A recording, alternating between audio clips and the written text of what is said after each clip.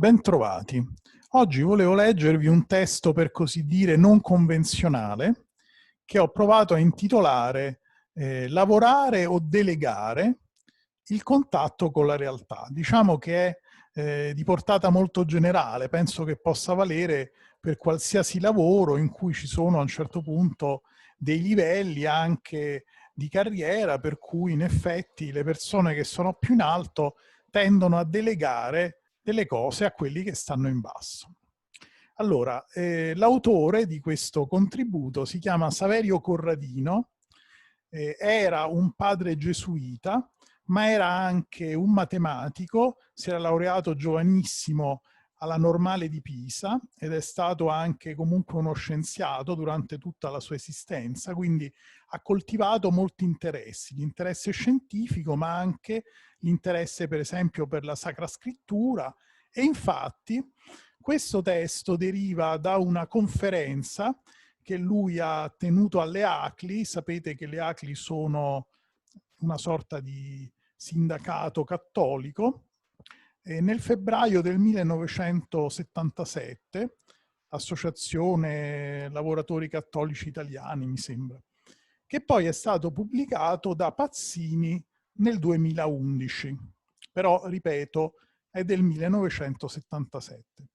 Questo titolo, diciamo, della conferenza e poi del volumetto che ne è stato tratto si chiama Il potere nella Bibbia, l'autorità come servizio. Attenzione, già qui partiamo in un certo modo. Allora, cosa dice Corradino? Nella Bibbia, ripeto, al di là della connotazione, diciamo, religiosa a partire dalla Bibbia che lui ne dà, sono delle considerazioni molto generali che valgono, secondo me, per qualunque tipo di attività. E quindi è un testo completamente laico, se volete. Nella Bibbia il povero è fondamentalmente colui che non può disporre della vita altrui.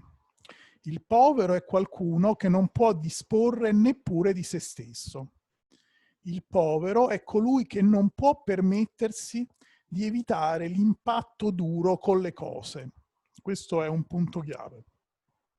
È proprio questa impossibilità di evasione, questa necessità di stare ai fatti, attenzione, quello che io intendevo con il contatto con la realtà, questa impossibilità di alleggerire la realtà mescolandola con la fantasia, che fanno del povero un uomo veramente vivo, veramente reale, direi, una persona interessante alla cui ricchezza interiore gli altri possono attingere. Quindi questo è un esempio. Chi svolge realmente l'attività. Al contrario, il potere tende a scaricare sugli altri il peso del rapporto con le cose. Per esempio, ho un impiegato o un operaio a cui chiedo di fare questo o quello, comunque in un rapporto gerarchico, una persona, un sottoposto che si trova a un livello inferiore. Una volta che ho dato l'ordine, il contatto con l'oggetto, il peso di quello spostamento è affar suo e non mio, di me che continuo a progettare.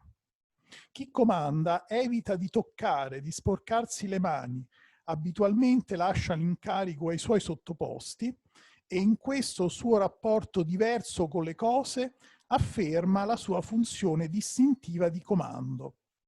Chi comanda, attenzione qui, per lo più tratta con una realtà mentale, non con la realtà fisica, quindi non con la realtà vera, con la realtà reale.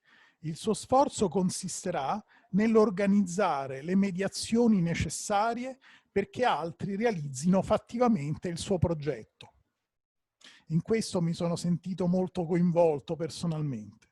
In altre parole, chi esercita il potere tende a sostituire alla realtà concreta una realtà pensata e nell'illimitata, attenzione, plasticità delle cose all'interno del suo pensiero trova la condizione per le fantasiose dilatazioni del suo amor proprio.